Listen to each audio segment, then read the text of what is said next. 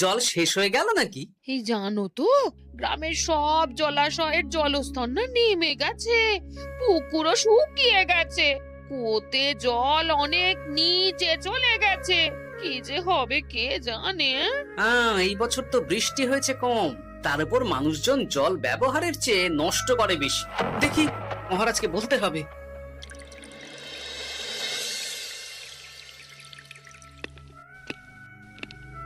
এই তো গোপাল এসে গেছে। শুনেছো, রাজ্যের সকল জলাশয়ে শুধু শুনিনি, চাক্ষুষ দেখেছি, আর এর কারণ ও তার সমাধানও ভেবে এসেছি মহারাজ। তুমি কি বলতে চাইছো সেটা বলো না খোলসা করে। মহারাজ, আসন্ন দিনে জলাভাব মেটানোর একটাই উপায়, তা হলো প্রজাদের উপর কর চাপানো। মহারাজ, আমার ঠাকুরদা বলতেন, যা মেলে মূল্য বিনে তার মূল্য কে আর জানে। আমরা যেহেতু জলের মতো এত মূল্যবান সম্পদ বিনামূল্যে পাচ্ছি, তাই একে গুরুত্ব দিতে শিখিনি। সবাই মিলে দেদার জলের অপচয় করছে। আমি এই অপচয়ের বিরুদ্ধে কর বসানোর পরামর্শ দিচ্ছি মহারাজ। জলের জন্য দেবে দাম, ছুটে যাবে কাল ঘাম। হ্যাঁ, যখনই জলের জন্য কর দিতে হবে, তখনই জলের অপচয় বন্ধ হবে। এতে লাভটা কি হবে গোপাল? মানুষ কম জলে কাজ করা শিখে যাবে, ফলে আগামী দিনে যদি জল সম্পদ কমেও যায়, এই কৃষ্ণনগরের প্রজারা আগে থেকেই তার জন্য প্রস্তুত হয়ে যাবেন। কিন্তু আমি আমার প্রজাদের কাছ থেকে জলের দাম নেব গোপাল? না মহারাজ, কর বাবদ যে অর্থ উপার্জন হবে, তার সাথে আপনার দান মিলিয়ে রাজ্যের মধ্যে একটা বিরাট কৃত্রিম জলাধার বানানো হবে। বাহ বাহ বাহ! যেখানে বৃষ্টির জল সংরক্ষণ করা যাবে মহারাজ। এতে সারা বছর ধরে আর কোনো জলের অভাব থাকবে না মহারাজ। গোপালের প্রস্তাব বড় ভালো লেগেছে। আগামী দিনে ইতিহাসে এই কর্মযজ্ঞের কথা লেখা থাকবে বলেই আমার বিশ্বাস। আর তাই আমি গোপালকে এই মুহূর্তে 50টি স্বর্ণমোহর উপহার দেব বলে ঘোষণা করছি। সাধু সাধু সাধু।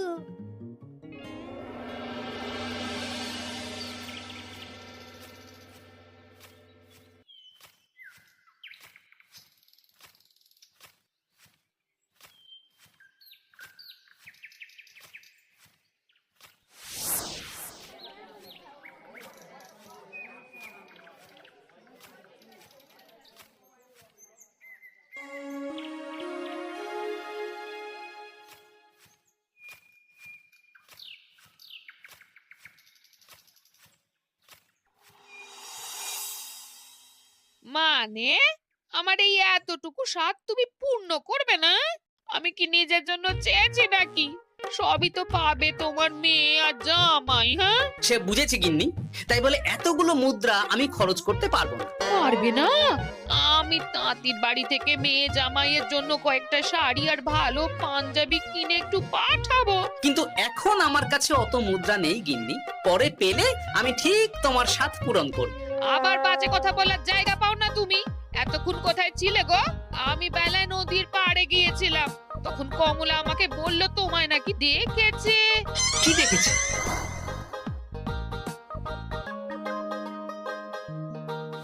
কোথায় গেল? এত বড় মুদ্রা থলে কি হাওয়াতে উবে গেল নাকি? এই রে, এ তো মহা ঝামেলা। কখন কে যে গিন্নিকে খবর দিচ্ছে সেটা টেরও পাইনি। বলি মুখে কুলু পাটলে যে বড়, বলি রাজা মশাইয়ের কাছ থেকে যে এত রোজগার করো, সেই মুদ্রা যায় কোথায়? কানের মাথা খেও না তো। আমি কি তোমার কোনো কিছুর অভাব রেখেছি? বলো একবার। খাওয়া পড়া কোনো কিছুর তো কোনো খামতি নেই তোমার। মানছি রাখোনি, কিন্তু তাই বলে আমিও তোমার স্ত্রী, তোমার গিন্নি গো, গিন্নি, তাই না? আমার তো জানার অধিকার আছে নাকি যে তোমার উপার্জনের অর্থ করি সব কোথায় যাচ্ছে? জানবে জানবে, সব জানবে। এখন কিছু খেতে দাও দেখি, পেটে ছুঁচোয় ডন বৈঠক মারছে। না, এরপর থেকে আর মহারাজের কাছে উপহার পেলে ওইভাবে খোলা হাটের মধ্যে দিয়ে আসা যাওয়া করা যাবে না।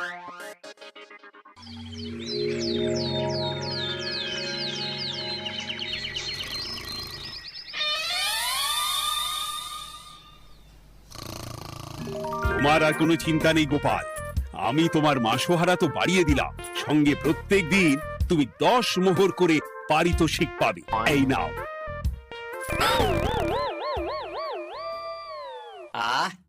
এই ভোরবেলায় একটা জব্বর স্বপ্ন দেখা গেল বটে। এই স্বপ্ন খুলে গেলে আর কোনো চিন্তা নেই। গিন্নি, ও গিন্নি, বলি গেলে কোথায়? গিন্নি, সারা নেই। ও গিন্নি, রাগ করলে নাকি গো? আরে এসো এসো, এমন একটা স্বপ্ন দেখেছি না যে তোমার আর কোনো চিন্তা থাকবে না গিন্নি। মোহর আর মুদ্রা একেবারে ঝরে পড়বে গো।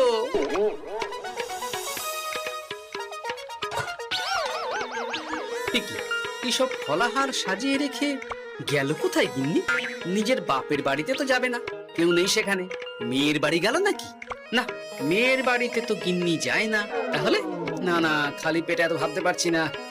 আগে মুখ হাত ধুয়ে এসে কিছু খেয়ে নি, তারপর দেখি গিন্নি কোথায় গেল। না, গিন্নিকে তো কোথাও দেখলাম না। গেল কোথায়? যাকে আগে রাজবাড়িতে তো যাই, ফেরার সময় না হয় আবার খোঁজ নেব, ততক্ষণে ফিরেও আসতে পারে।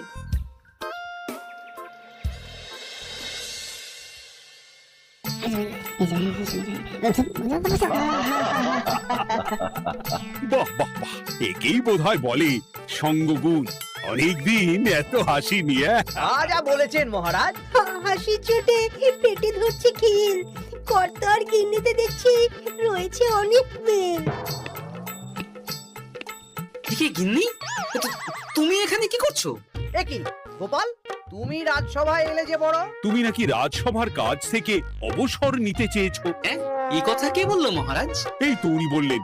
বলি আমি আবার কি করব? তুমি আমায় একটা কাজ দিলে আর সেটা আমি করব না বলো? আমি তোমায় কাজ দিলাম? কি কাজ? বাবা গোপাল, তুমি কি আকাশ থেকে পড়লে নাকি? তুমি তো তোমার গিন্নিকে বলে পাঠিয়েছো যে তুমি আর রাজসভার কাজে যোগ দিতে চাও না। তোমার নাকি আর কাজে মতি নেই, তুমি বিশ্রাম চাও। এই রে, গিন্নি দেখি ভয়ঙ্কর চাল দিয়েছে। আমার নামে রাজসভায় এসে এইসব বলেছে। তাই কথা ঠিকই গোপাল, যে তোমার অবসর গ্রহণের কথা শুনে আমি বিশেষ মনমরা হয়ে পড়েছিলাম। কিন্তু তোমার গিন্নি যেভাবে রাজসভায় হাসি মজা হুল্লোড় পরিবেশন করছে, তাতে আমার মনে হচ্ছে এ সাপে বর হয়েছে। এই বেলা যদি গোপালকে কায়দা করে রাজসভা থেকে তাড়ানো যায়, তাহলে আমার পথ থেকে বিরাট বড় একটা কাঁটা উপড়ে ফেলা যাবে। গোপাল গিন্নি সবার মধ্যে বিলিয়েছেন হাসি, তার জন্য রাজামশাই হয়েছেন ভারী খুশি। হ্যাঁ গোপাল, তাই আমি ঠিক করেছি তোমার স্থানে আমি তোমার গিন্নিকেই বহাল করব। হ্যাঁ, তোমার সঙ্গে ঘর সংসার করে ওর বুদ্ধি বেশ খোলতাই হয়েছে, সেটা বোঝাই যাচ্ছে। এছাড়াও আমাদের অনেক পরামর্শ দিয়ে সাহায্যও করতে পারবে। তাছাড়া উনি মহিলা বলে অন্দরমহলেও যেতে পারবেন, রানীমাও খুশি হবেন বলেই তো আমার বিশ্বাস। কি গোপাল গিন্নি, তোমার এই কাজ করতে কোনো আপত্তি নেই তো? আপত্তি কেন থাকবে মহারাজ? আমি ধন্য আপনি আমায় এত বড় সম্মান দিচ্ছেন বলে। তুমি আমার কত বড় সর্বনাশ করলে গিন্নি। তুমি কিনা শেষে আমার চাকরিটাই খেলে। এটা গোপালের জন্য বড় ভালো হলো, তাই না? কোনো কাজ করতে হবে না, কিন্তু রোজগার আগের মতোই থাকবে। অবসর আর উপার্জন একসাথে। না হে গোপাল, তুমি আর এখানে কাঁচু মাচু মুখে দাঁড়িয়ে না থেকে নিজের বিশ্রামে ব্যাঘাত ঘটিও না। আমাকে সবার কাজ শুরু করতে দাও। যথা আজ্ঞা মহারাজ।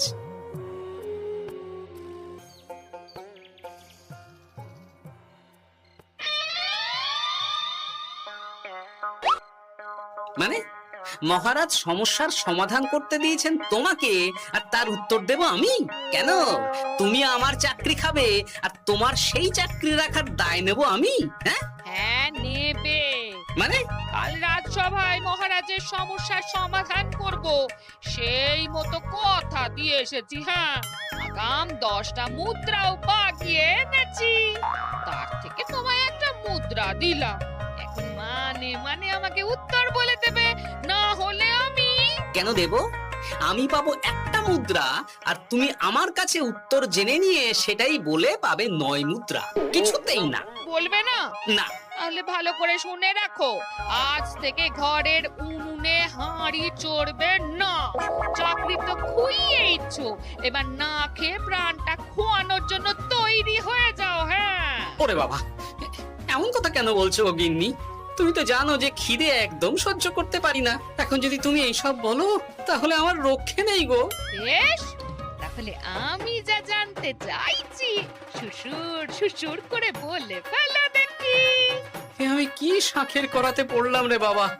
ঠাকুর, এত দুর্ভোগ লেখা ছিল, ঘরে বাইরে সব জায়গায় এত হেনস্থা যে সহ্য করা যায় না ঠাকুর।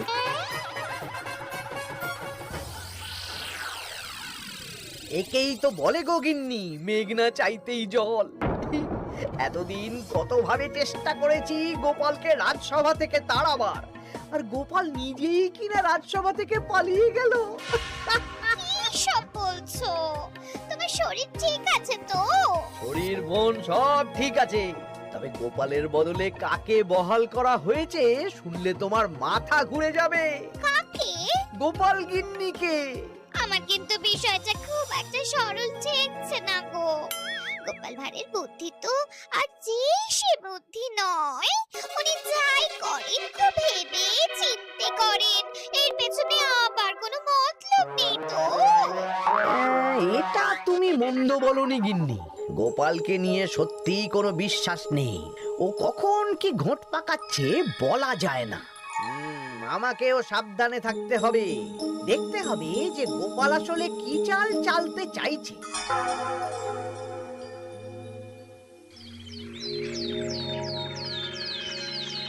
হ্যাঁ গোপাল গিন্নি, এই একটাই প্রশ্ন আমায় সারা রাত ধরে জাগিয়ে রেখেছে।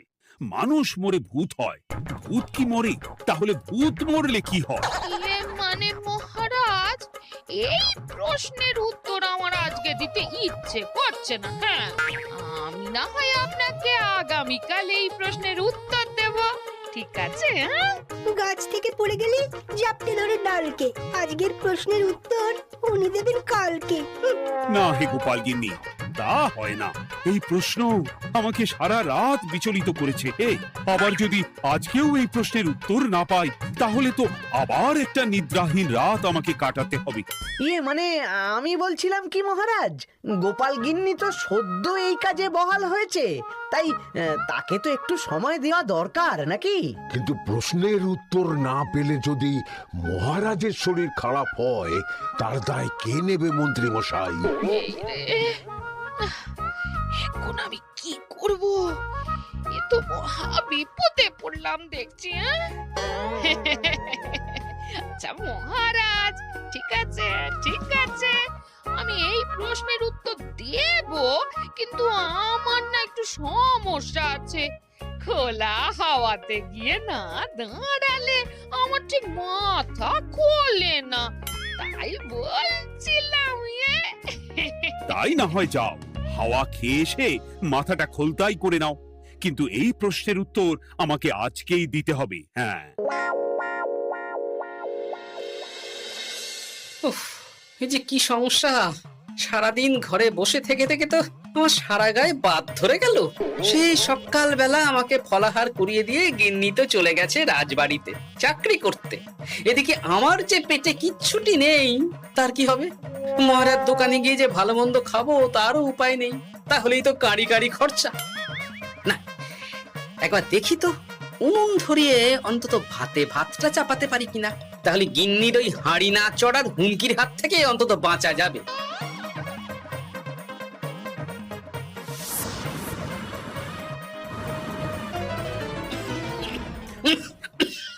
ও বাবা গো, ও বাবা, এত কেসে কেসে সোজা শেষ যাত্রা হয়ে যাবে আমার।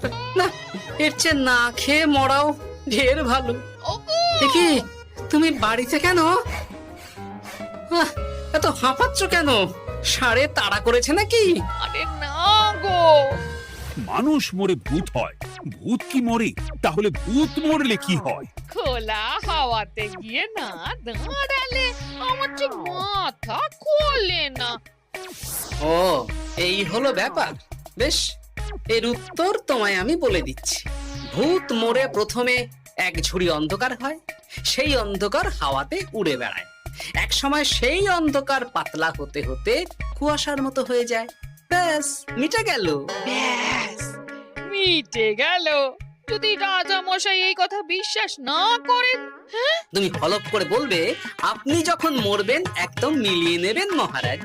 এর চেয়ে এক পা এদিক ওদিক হয় না যেন। হ্যাঁ, এই না হলে তুমি গোপাল ভাঁড়, বুঝেছো তাহলে? তুমি চিন্তা করো না, রাজবাড়ি থেকে ফেরার সময় আমি তোমার জন্য অনেক অনেক বাজার করে আনবো, ঠিক আছে? এই আমি যাই। এ তো ভারী মজা হলো। মহারাজ তক্ষুনি প্রশ্নের উত্তর চাইলে গিন্নি এইভাবে সেই রাজবাড়ি থেকে দুধ দাঁড়িয়ে ছুটে আসছে উত্তর জানতে। আমাকে তুমি একটা চাল দিয়ে কুপকাত করেছে তো গিন্নি। এইবার বুঝবে কত ধানে কত চাল।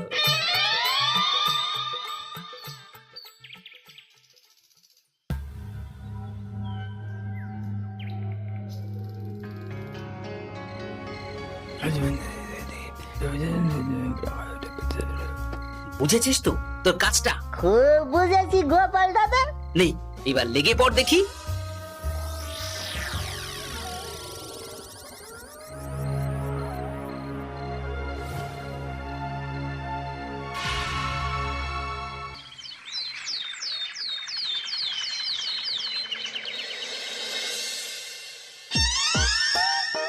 তাহলে আর বলছি কি তোমাদের, সকাল বেলায় উঠে দেখি মুখের এই হাল।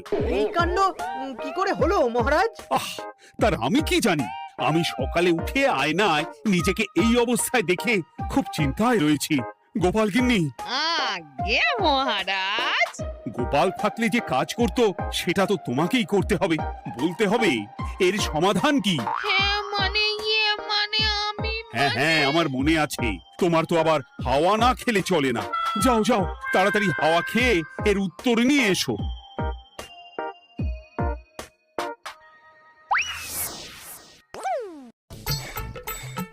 এই জন্য তুমি এত দূর ছুটে এলে গিন্নি? মহারাজকে বলবে যে তিনি যেন আজ রাতে চাদরটা মুখে ভালো করে মুড়িয়ে ঘুমোন, তাহলেই মিটে যাবে। এই রং চলে যাবে আর নতুন করে কিছু হবেও না।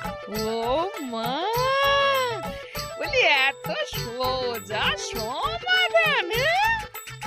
তা নয় তো কি?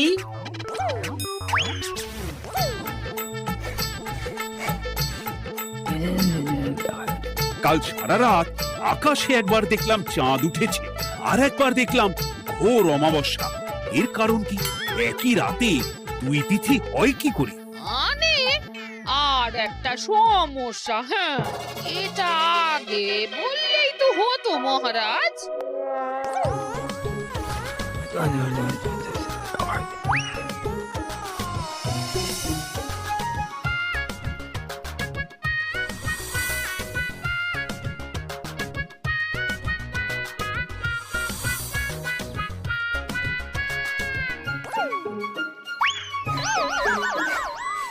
এ কি, তুমি হাওয়া খেতে গিয়ে এইভাবে খাবি খাচ্ছ কেন গোপাল গিন্নি? এর কারণ আমি জানি মহারাজ। সে কি কাণ্ড! তুমি কি করে জানলে? গোপাল গিন্নি মোটেও হাওয়া খেতে যায়নি মহারাজ, সে গেছিল নিজের বাড়িতে গোপালের কাছে আপনার বলা প্রশ্নের উত্তর জেনে আসতে।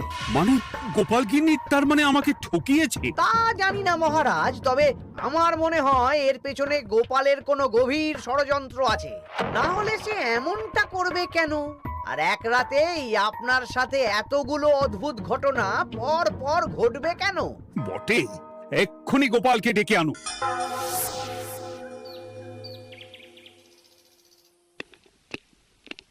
না মহারাজ, আমি সত্যি অবসর চেয়েছিলাম, আর তাই আমার গিন্নি আপনার কাছে এসে বলেছিল। ওর কোনো দোষ নেই মহারাজ। না মহারাজ, আমি মিথ্যে কথা বলেছি। হ্যাঁ, উনি আপনার কাছ থেকে পাওয়া সোনার মোহর নিয়ে বাড়ি যান না, তাই আমি ওকে শায়েস্তা করতে এই ফন্দি করেছিলাম। আসলে মহারাজ, আমি আপনার কাছ থেকে পাওয়া সোনার মোহর জল প্রকল্পের কাজে লাগাবো বলে কিছু জনকে নিয়ে একটা দল গঠন করতে গিয়েছিলাম, আর তাদের কাছেই ওগুলো রেখে এসেছি। এটা যদি আমার দোষ হয় তাহলে আমি ক্ষমা প্রার্থী মহারাজ। সাধু গোপাল, সাধু তোমার উত্তর। এই কাণ্ড! আর এদিকে রাজবাড়ি থেকে বাড়ি, আর বাড়ি থেকে রাজবাড়ি করতে করতে আমার প্রাণ ওষ্ঠাগত হয়ে গেছে মহারাজ। ওহ, আমার ঘাট হয়েছে, আপনি আমায় ক্ষমা করে দিন মহারাজ। এইবার মজার টের পেয়েছ তো গিন্নি? আপনি আপনার আদরের গোপাল ভাঁড়কেই তার চাকরি ফিরিয়ে দিন মহারাজ। আমি যাই আমার হেসেল সামলাতে। কেলে পচা খুব ভালো করেছে বলতে হবে।